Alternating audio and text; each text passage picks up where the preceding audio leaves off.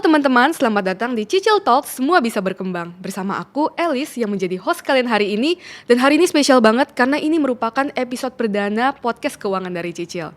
Di sini, kita pingin jadi ruang ngobrol yang nyaman, jujur, dan relevan buat semua orang yang ingin berkembang, terutama soal finansial. Dan hari ini kita akan mulai dengan membahas topik fundamental yang menjadi pondasi keuangan banyak orang, yaitu cara membangun passive income biar tetap cuan. Dan hari ini aku gak sendirian karena aku udah ditemani oleh narasumber kita hari ini, yaitu Kak Jovi Wiharjo. Selamat datang Kak Jovi. Halo Kak Elis, thank you. Dan Kak Jovi ini adalah orang yang sudah berpengalaman berapa tahun Kak Jovi di dunia keuangan?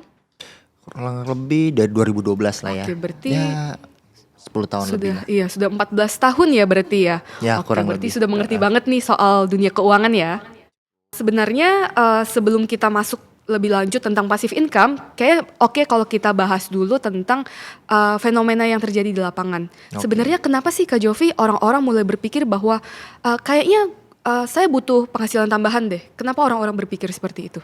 Oke, jadi fenomena yang terjadi saat ini yang kita tahu ya Kak Elis, biaya hidup semakin tinggi. Harga-harga kebutuhan pokok juga semakin meningkat lah yang kita tahu. Lalu yang sering banget kita dengar itu orang sekitar, mungkin kita juga ngerasain kali ya, kok gaji cuma numpang lewat aja gitu ya. Karena tekanan sosial juga, setiap Sabtu diajak nongkrong sama teman-teman, ngopi di coffee shop. Nah, kan di zaman sekarang tuh bukan cuma soal cukup di hari ini, tapi aman di masa depan. Oke, Gitu. baik. Oke, kalau begitu meskipun banyak orang yang udah tahu nih, kayak kebutuhan makin banyak dan mereka butuh penghasilan tambahan. Tapi kenapa nggak semua orang itu langsung memulai buat nyari pendapatan tambahan gitu Kak Jovi? Oke, jadi kebanyakan orang ini takut untuk memulai hal yang baru, kayak memulai investasi atau memulai mempelajari sesuatu yang mereka tidak ketahui sebelumnya. Nah, yang paling banyak ditemui di lapangan nih, orang mau mulai main saham aja bingung caranya gimana. Mau mulai usaha tapi bingung juga harus modal besar di awal. Betul. Padahal kan kenyataan nggak selalu kayak gitu ya Kak Iya, Elis. betul. Itu karena beberapa orang atau kebanyakan orang itu kurang literasi apa itu tentang passive income itu sendiri. Oh, baik. Kalau menurut Kak Jovi, emang passive income itu sebenarnya apa sih? Oke, kalau menurutku itu passive income penghasilan tambahan di luar dari penghasilan utama. Oke. Jadi itu kan secara sistem ya. Kalau memang kita konsisten menjalaninya, sistemnya sudah terbentuk dan secara berkala atau kecil-kecil menjadi bukit lah istilahnya ya, akan menjadi penghasilan tambahan di luar penghasilan utama. Oh baik, berarti intinya itu passive income adalah pendapatan yang kita nggak perlu nih tukar dengan waktu dan tenaga kita, tapi kita bisa dapatkan gitu ya? Yes, betul banget. Oke, kalau gitu contohnya seperti apa ya Kak Jovi?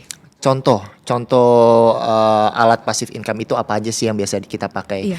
Mungkin Kak Elis pernah dengar juga deposito. Oh iya. Betul ya. Jadi secara instrumen keuangan itu banyak banget.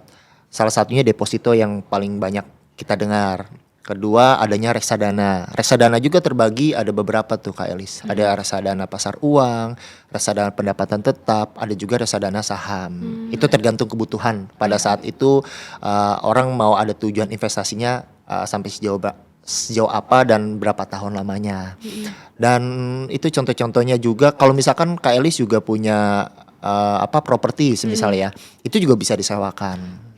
Dan juga ada instrumen namanya P2P lending. Oke. Dengan bunga kompetitif itu juga bisa bahan pertimbangan tuh Kak Elis. Oke, jadi sebenarnya banyak juga ya produk keuangan yang bisa dijadikan passive income ya Kak Jovi? Betul. Oke, baik. Nah kalau menurut dari pengalaman Kak Jovi sendiri nih, sebenarnya pernah nggak sih ngerasa bahwa penghasilan dari satu sumber aja itu nggak cukup? Boleh sharing mungkin? Iya. Kalau pengalaman aku sendiri ya, sekarang kan aku sudah berkeluarga dan juga punya tanggungan satu anak nih, Kak Elis. Sedikit curhat jadinya.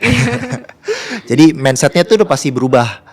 Dulu mikirnya tuh gaji pokok cukup untuk kebutuhan sendiri aja. Tapi sekarang nih beda nih Kak Elis. Aku juga harus mikirin biaya rumah tangga, uang jajan istri.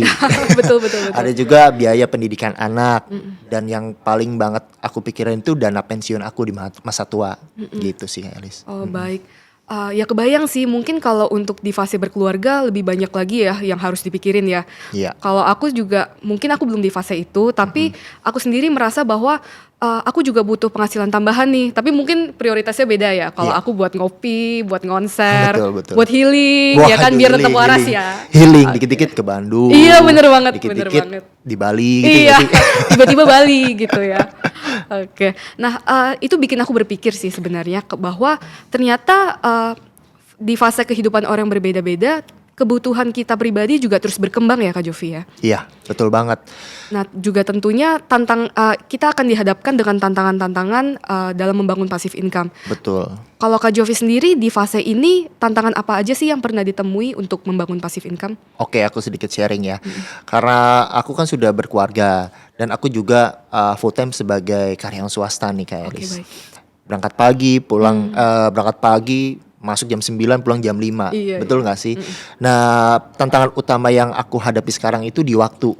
Jadi waktu yang terbatas untuk mempelajari hal yang baru gitu juga. Dan aku juga ada ketakutan gagal atas finansial atau kehilangan uang yang kita investasikan. Tuh aku takut banget sih.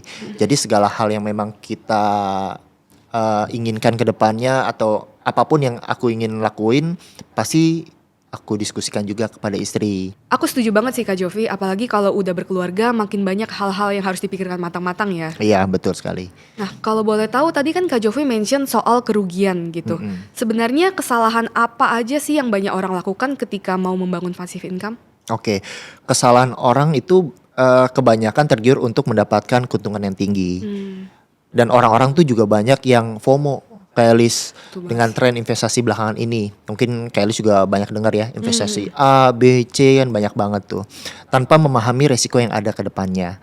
Jadi pada intinya itu punya passive income bukan cuman soal kita cepat kaya. Tapi soal konsisten dari mengukur segala resiko yang ada ke depannya. Aku setuju banget sih Kak Jovi. Memang FOMO pingin cepat kaya tanpa dibarengi dengan pemahaman yang cukup itu udah jadi klasik mistake banyak orang yang kejadian Iya, di luar sana betul. ya.